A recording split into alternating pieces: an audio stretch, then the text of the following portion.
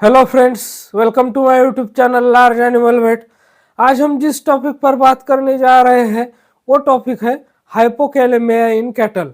तो पशुओं में हाइपोकैलेमिया किस तरह से होता है, क्यों होता है, उसके रीजंस क्या होते हैं, उसके बाद में उसके हमें सिम्टम्स क्या क्या देखने को मिलते हैं और उसका ट्रीटमेंट्स हमें क्या करना होता है।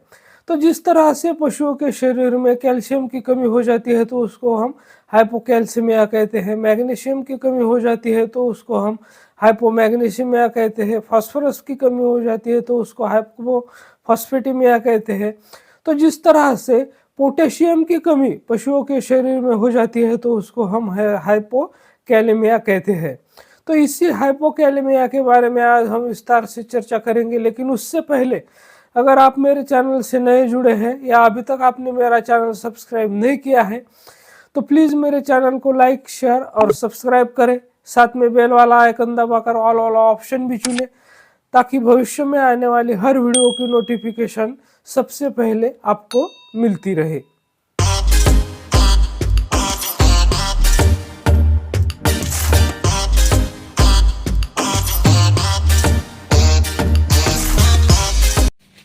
तो सबसे पहले हम बात करेंगे पशुओं में हाइपोकैलेमिया के रीजंस की, यानी कि पशुओं में हाइपोकैलेमिया किस वजह से होता है। तो जैसे कि अगर डाइटरी इंटेक जो है पोटेशियम का वो पशुओं में अगर डिक्रीज हो गया है, उसके डाइट से उसको जो रिक्वायर्ड पोटेशियम चाहिए वो अगर नहीं मिल रहा है तो एक कारण है।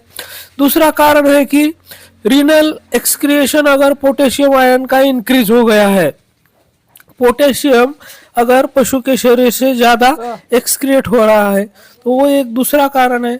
इसके बाद में जैसे कि अबोमेजल, खास करके जो राइट साइडेड अबोमेजल डिस्प्लेसमेंट होता है या फिर अबोमेजल टॉर्शन होता है तो उसकी वजह से भी पशुओं में हाइपोकैलेमिया हो जाता है। इसके अलावा जो अपर इंटेस्टाइनल ऑब्स्ट्रक्शन होता है तो उसकी वजह से क्या होता है कि जो पोटेशियम आयन का रीएब्सॉर्प्शन होना चाहिए तो वो नहीं होता है। तो इसीलिए अपर इंटेस्टाइनल ऑब्स्ट्रक्शन के केस में भी पशुओं में हाइपोकैलेमिया हो जाता है। अगर एंट्राइटिस है तो एंट्राइटिस की वजह से भी पशुओं में हाइपोकैलेमिया हो जाता है, क्योंकि एंट्राइटिस में जो इंटेस्टाइनल फ्लूइड होता है उसका लॉस होता है, जिसमें पोटेशियम आयन का भी लॉस होता है। इसके अलावा जो एसिडोसिस का ट्रीटमेंट होता है तो उसके बाद में भी पशुओं में हाइपोकैलेमिया का चांस बना रहता है।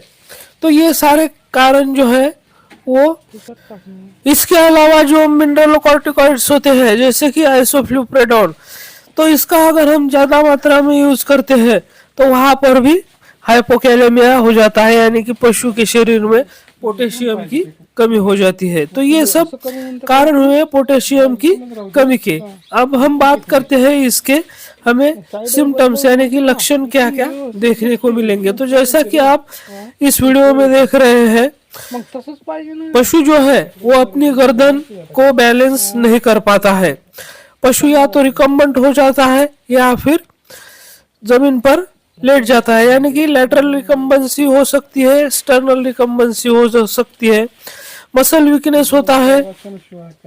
इसके अलावा डिप्रेशन होता है, मसल ट्रिमर्स होते हैं, यानी कि मसल जो है वो कांपने लगती है, और वहाँ पर कार्डियक अरिथमिया होता है, जो हार्ट का रिदम होता है वो बिगड़ जाता है और इसके बाद पशु कोमा में चला जाता है। तो ये सारे लक्षण हमें पशुओं में देखने को मिलते हैं। इसके अलावा पशु जो है वो गर्दन हमेशा एक तो फ्लैंक रीजन की तरफ मोड़ कर रखेगा या फिर जमीन पर अपनी गर्दन रख के बैठेगा, वो अपनी गर्दन को उठा नहीं पाएगा। तो ये ट्रीटमेंट के बाद की वीडियो है, आप देख सकते हैं। तो अब हम बात करेंगे इसके ट्रीटमेंट के बारे में कि हाइपोकैलेमिया में हमें पशुओं को क्या ट्रीटमेंट देना है। तो इसके ट्रीटमेंट में हमें पोटेशियम क्लोराइड जो होता है वो ओरली देना होता है। वैसे तो पोटेशियम क्लोराइड के इंजेक्शंस भी मार्केट में अवेलेबल होते हैं, लेकिन हमें इसको जो कि इंजेक्शंस लगाना जो है वो एक क्वालिफाइड वेटरनरियन का काम है।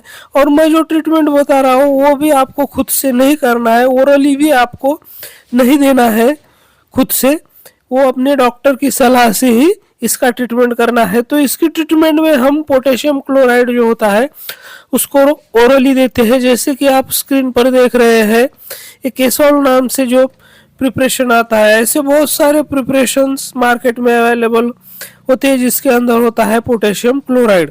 तो इसको 100 ml एक एवरेज पशु जो होता है तो उसको मतलब 250-300 किलो का जो पशु होता है तो उसको 100 ml एक बार ओरली पिलाना है, और 12 घंटे के बाद उसको और 100 ml की एक डोज ओरली उसको देनी है।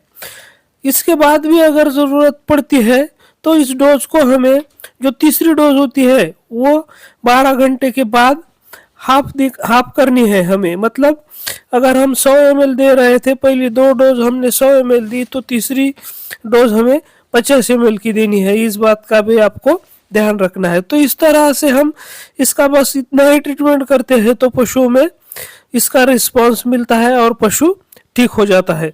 तो मेरे साथ बने रहने के लिए आपका बहुत बहुत धन्यवाद।